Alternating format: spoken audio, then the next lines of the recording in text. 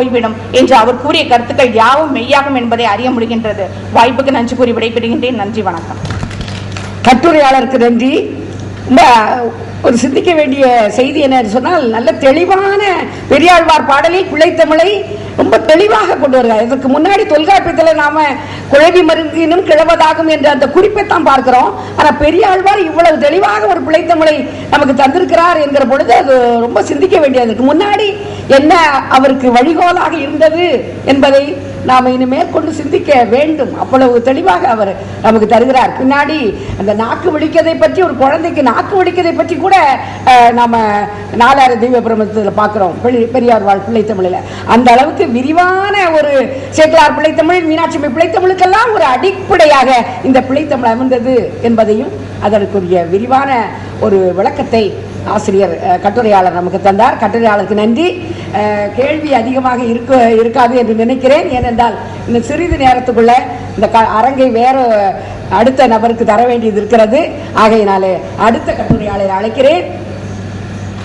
ஏற்கனவே அவர்களை பற்றிய ஒரு விரிவான ஒரு விளக்கம் சொன்னேன். ஒரு புதுமையான செய்தி என்ன என்று சொன்னால், முதல் அம்மானை ஆர்ச்சி யாகப்பர், ஒரு தேவதூதர் யாகப்பருடைய பெயரால் அமைந்த அம்மானை குறித்த ஒரு நோக்கினை நமக்கு இலங்கையிலிருந்து வந்திருக்கக்கூடிய ரூபி வாலண்டினாய் பிரான்சிஸ் என்ற பேராசிரியர், கிழக்கு யாழ்ப்பாண பல்கலைக்கழகத்திலே பேராசிரியராக பணியாற்றி கொண்டிருக்கிறவர், 18 ஆண்டுகளாக பணிபுரிந்து வருகிறார். அவருக்கு இந்த கட்டுரை வழங்குமாறு அவரை அழைக்கிறோம். இந்த அமர்வுக்கு தலைமை தாங்குகின்ற தலைவர் அவர்களுக்கும் சக கட்டுரையாளர்களுக்கும் அவையோர்க்கும் என்னுடைய அன்பார்ந்த வணக்கங்கள். ஈழத்தில் எழுந்த முதல் அம்மானை அத்தியாகப்பர் அம்மானை குறித்த நோக்கு. ஈழத்து தமிழிலக்கிய வரலாறு தனக்கென தனித்துவமான பண்புகள் பலவற்றுடன் செழுமை உள்ளதாய் தமிழிலக்கிய வரலாற்றில் தடம் பதித்துக் கொண்டிருக்கிறது. பொதுவான தமிழிலக்கிய பாரம்பரியத்தில் ஈழத்து தமிழிலக்கியத்தின் பங்களிப்புகள் அநேகம். ஈழத்தில் எழுந்த நூல்கள் பற்றி, குறிப்பாக கிறிஸ்துவுக்கு பின் 19ஆம் நூற்றாண்டிற்கு முன்னரான நூல்கள் பற்றி நோக்குகின்ற பொழுது ஆய்வுக்கு அதிகம் உட்படுத்தப்படாது சில குறிப்பிட்ட தகவல்களை கூறுவதோடு மட்டுப்படுத்தப்பட்டதாய் சில நூல்கள் விளங்கியமையை அவதானிக்க முடிகின்றது. அந்த வகையில் அமையும் நூல்களில் ஒன்றே சந்தியாகோ மாயோர் அம்மானை எனப்படும் புனித யாகப்பர் அம்மானை ஆகும். போர்த்துகேயரின் ஆட்சி காலத்தில், அதாவது கிறிஸ்துவுக்கு பின் 1621 தொடக்கம் 1658 வரை எழுந்த நூல்களுள் முதல் அம்மானை என கருதப்படுவது புனித யாகப்பர் அம்மானை ஆகும்.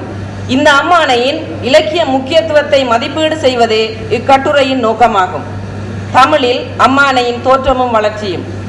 தமிழில் அமையப்பெறும் பிரபந்தங்களுள் அம்மானை என்பதும் ஒன்று.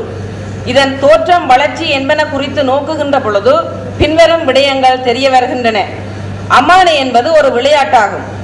3 பெண்கள் அம்மானை காய்களை எற்றியும் எறிந்தும் ஏந்தியும் தாளத்திற்கு ஏற்ப துள்ளி ஆடுவர். அதன் போது பாடலும் பாடப்படும். இப்பாடல் அம்மானை வரி எனப்படும். ஒருத்தி ஒரு செய்தியை அல்லது வினாவை வெளியிடுவாள். அடுத்தவள் அதற்கு விளக்கம் அல்லது விடையை அளிப்பாள். 3ஆம் அவள் சமாதானம் கூறி அல்லது இரண்டையும் இணைத்து பாடலை முடிப்பாள். இப்பாடல்கள் சிலேடை நயம் பொருந்தியவை. அம்மானை என்னும் சொல்லின் பொருள் குறித்து பல விளக்கங்கள் தரப்படுகின்றன. அம்மானை என்பது தாய் என்ற பொருளுடையது என்றும், பெண்களை அம்மா என்று அழைப்பதைப் போல அம்மானை என்று அழைப்பது இலக்கிய மரபென்றும், பாட்டின் இறுதியில் பெண்களை விழிக்கும் விழியாக அம்மானை என்பது அமைந்ததென்றும், அவ்வாறு அம்மானை இறுதியுடன் வரும் பாட்டுக்களே அம்மானை என்று பெயர் பெற்றதென்றும் கூறப்படுகின்றது. தமிழ் இலக்கியத்தில் சிலப்பதிகாரத்திலேயே அம்மானை பற்றிய தகவல்கள் முதலில் கிடைக்கின்றன. அதாவது பெண்கள் அம்மானை ஆடி சோழனின் புகழை பாடுவதாக அம்மானை வரி பாட்டுக்கள் சிலப்பதிகார வாழ்த்து காதையில் இடம்பெற்றுள்ளன. பிள்ளை தமிழில் வரும் பருவங்களில் ஒன்றாக அம்மானை குறிப்பிடப்படுகின்றது. அதாவது பெண்பாட் பிள்ளை தமிழில் வரும் 10 பருவங்களில் இதுவும் ஒன்று. பாட்டுடை தலைவியை தாயும் செவிலியும் அம்மானை ஆடும்படி சொல்வதாக இது அமையும். சோழர் காலம் வரை தொடர்நிலை செயல்களிலும் பிரபந்தங்களிலும் ஓர் உறுப்பாக இருந்த அம்மானை பாடல்கள் பின்னர் நெடும் பாடல்களாகவும் தனி பிரபந்தங்களாகவும் உருப்பெற்றன. ஒரு செய்தியை திரும்ப திரும்ப சொல்லுதல், கிராமிய பாடல்களின் சாயல் காணப்படுதல், பேச்சு வழக்கு இடம்பெறுதல், எளிமையான உவமைகள் கையாளப்படுதல் முதலானவை அம்மானையின் பொது பண்புகளாகும். இந்த அடிப்படையில் அச்சியாகப்பர் அம்மானை குறித்த சில சுருக்கமான கருத்துக்களை நான் தரவிளைகின்றேன். இந்த அம்மானை சந்தியாகு மாயோர் அம்மானை எனவும் அழைக்கப்படும். இச்சொல்லின் பொருள் குறித்து முதலில் நோக்குவது முக்கியமானது. சந்த் என்பது செயின்ட் அல்லது புனித என்ற பொருளுடையது. தியாகு என்ற பெயர் ஆங்கிலத்தில் ஜேம்ஸ் என்று அழைக்கப்படும். அது யாகப்பரை குறிக்கும். மாயோர் என்பது மயோர் அல்லது மேஜர் ஆகும். இயேசு கிறிஸ்துவின் 12 அப்போஸ்தலர்களுள் யாகப்பர் என்னும் பெயரில் இருவர் இருந்தனர். ஒருவர் பெரிய யாகப்பர், அடுத்தவர் சின்ன யாகப்பர். இங்கு யாழ்ப்பாணம் கிளாலி என்னும் ஊரில் கோயில் கொண்டுள்ள சென்ட் ஜேம்ஸ் என்னும் பெரிய யாகப்பர் பெயரில் பாடப்பட்டதே இந்த அம்மானை ஆகும். போர்த்துகேயர் காலத்தில் இயேசு சபை குருமார் தெல்லிப்பளையில் தமது பிரதான நிலையத்தை அமைத்து 12 ஆலயங்களை நிர்வகித்து வந்தனர். அவற்றுள் ஒன்றே கிளாலியில் அமைந்துள்ள இந்த ஆலயம் ஆகும். இந்த அம்மானையை பாடியவர் தெல்லிப்பளையைச் சேர்ந்த பேதுரு புலவர் ஆவார். இந்த நூல் இயற்றப்படுவதற்கு காரணமாய் இருந்தவர் பற்றியும், நூலினுடைய காலம், ஆசிரியர், உள்ளடக்கம், வடிவம் முதலான விடயங்கள் பற்றியும் பொதுப்பாயிரத்தில் விரிவாக கூறப்படுகின்றன. பெரிய யாகப்பரின் கதையை பேதுரு என்பவர் ஸ்வாங் கரோல் லூயிஸ் என்னும் இயேசு சபை குருவானவரின் வேண்டுகோளுக்கு இணங்க அம்மானை வடிவத்தில் கிறிஸ்துவுக்கு பின் 1647 கூறப்படுகின்றது. நேர சுருக்கம் கருதி நான் முதலாவது பிரிவில் உள்ள யாகப்பரின் வரலாற்றை தவிர்த்து இரண்டாவது பிரிவில் அடங்குகின்ற செய்தியில் இருந்து தொடங்குகின்றன.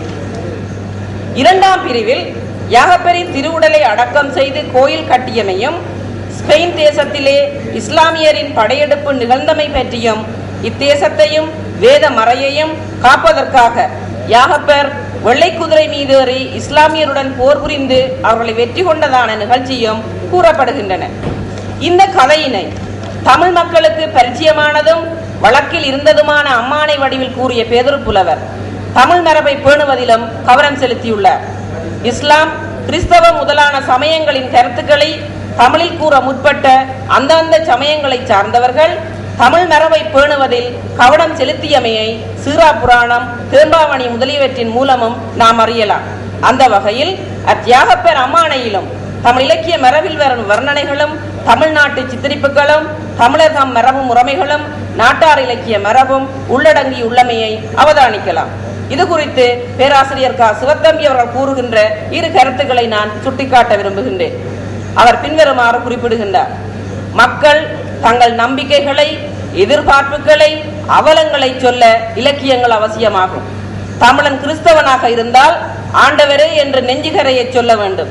அதற்கு தமிழ் கிறிஸ்தவ இலக்கியம் கட்டாயம் அவசியம். அந்த தமிழ் கிறிஸ்தவ இலக்கியம் தமிழ் இலக்கிய மரபின் குறியீடுகளையும் படிமங்களையும் கொண்டிருப்பது தவிர்க்க முடியாத ஒன்றாகும். ஏனென்றால் தமிழ் தெரிந்த ஒருவனுடைய மனதில் தெய்வீகம் பற்றிய உணர்வு நிலையை ஏற்படுத்துவதற்கு அந்த மொழியின் குறியீடுகள் பயன்படுத்தப்பட வேண்டுவது அத்தியாவசியமாகும் என்றும், இதை படிக்கிற பொழுது சந்தியாகு மாயோர் அம்மானை அல்ல, அல்லி அரசாணிமாரின் ஞாபகம் வரும், புலந்தரன் களவு ஞாபகம் வரும். 17ஆம் 18ஆம் நூற்றாண்டுகளிலே தோன்றி இப்போது பெரிய எழுத்து நூல்கள் என்று சொல்லப்பட்டு கோயில் வீதிகளிலே மாத்திரம் விற்கப்படுகின்ற அந்த நாட்டார் நிலை இலக்கியங்கள் முழுவதினுடைய ஞாபகம் வரும். அந்த நாட்டார் நிலை இலக்கிய தளத்திலே நின்று கொண்டுதான் இவர் இந்த பாடல்களை இயற்றினார் என்று அவர் குறிப்பிடுகின்றார். யாகப்பரின் பிறப்பு நிகழ்ச்சியை கூறுகின்ற ஆசிரியர் திருநாமம் தரித்தல், தொட்டிலேற்றல்,